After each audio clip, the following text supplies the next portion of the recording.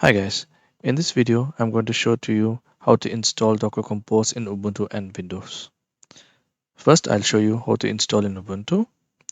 For this you need to navigate to the Docker Compose's GitHub repository page and find out the latest stable release.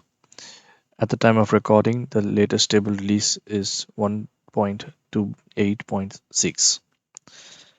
Now using this we first download the stable release to our Ubuntu machine with the command sudo curl and this command here. Yeah, please make a note of this command and see the version number is or the release tag name is defined within the command.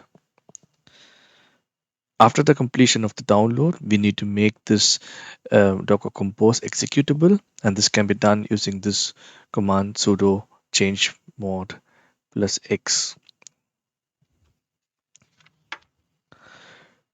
Once you have completed this, you can verify the installation by executing the command docker-compose --version. Now, if you're in the software industry, you would want to develop and test with the latest version of the Docker Compose. For this purpose, I have here a couple of commands which would retrieve the latest release tag name from the GitHub repository. Here we define the repository name docker/compose, and using this command, curl command here, we retrieve the release tag, and this release tag in turn can be used in the script above and replaced with the 1.2 to 8.6 so that we always get the latest stable version. This is a nice little script here.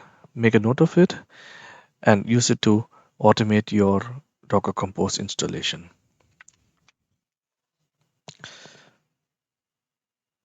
All right, now let's see the Docker installation of in Windows.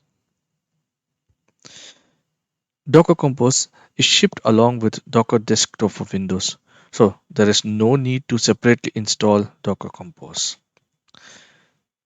Check out my video on how to install Docker in Windows, and the link for this video is in the description below. Thanks for watching.